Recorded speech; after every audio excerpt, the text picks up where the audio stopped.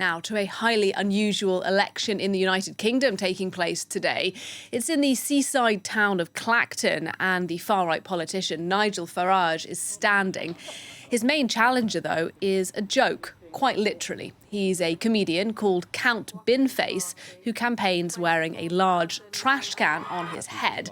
And even though Farage is likely to win, the spectacle has been rather embarrassing for the politician, who does one day hope to become the UK's Prime Minister.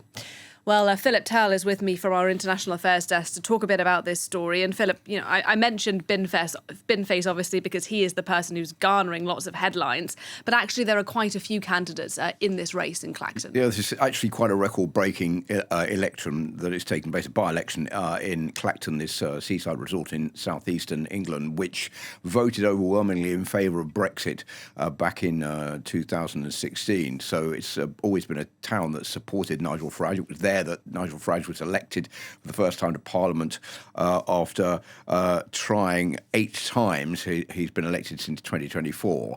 And there are lots of candidates taking part. I think what is most obvious here is that the traditional candidates, Labour, Conservative, Liberal Democrats, the Greens, they're not taking part. They said this is something they're not going to do because they accuse Nigel Farage of using this as a way to try to escape scrutiny within the British Parliament over illegal donations, or what they say could be illegal donations. So some of the other parties are the official monster raving loony party, Nick the Incredible Flying Brick, Everyone is God party, and another one which is asking for Britain to rejoin the European Union. There are also quite a few records that are being broken. 34 candidates, the most ever to stand in a British election, the longest ballot paper ever in Britain, which is 90 centimetres long, which each voter is going to receive, on which they will be able to choose their candidate. 12 political parties, 20 independents standing in this election. And to cap it all, as I was saying, none of the official parties that run the United Kingdom are taking part.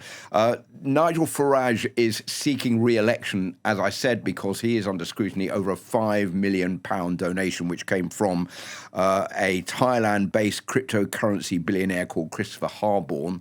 This was back before he was elected to the House of Commons in 2024. Nigel Farage says that he didn't have to declare that money as part of his transparency in becoming an MP because it was given to him before he was elected. But the Parliament says, yes, you did have to declare that money. That's why he said, OK, if that's what's happening, I'm going to stand down. I'm going to seek re-election. That will clear my name as far as me being a crook is concerned. That's why this election is taking place today. And look, Farage is expected to win, despite this long list of candidates that you mentioned. But that does not mean that his political troubles are over, does it?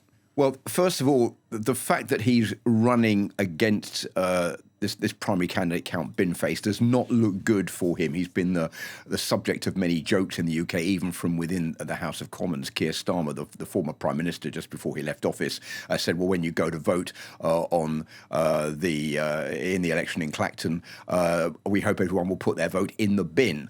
So there have been a lot of jokes, satire about Nigel Farage running against Count Binface and all these other candidates.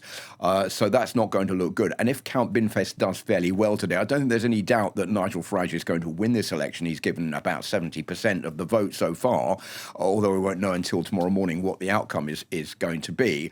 But if Count Binface does quite well in this election, that is also going to be an embarrassment for Nigel Farage, who's seen as someone who is popular in Clacton. And the other problem that Nigel Farage has right now is that he is face-to-face with Andy Burnham, the new Prime Minister of the United Kingdom. Remember that Reform, Nigel Farage's party, which took over from the UKIP party and the Brexit party in the past, was riding very high in the opinion polls, was certain to win the next election. If an election was held today in the UK, it won all the local elections in the country earlier this year. But now Nigel Farage is face-to-face with what's being called the Andy Burnham bubble, the success of Andy Burnham becoming Prime Minister, becoming more popular than Keir Starmer. Labour has overtaken Reform in the opinion polls. That's also not good news for Nigel Farage right now. All right, thank you very much, Philip Turle, for us there.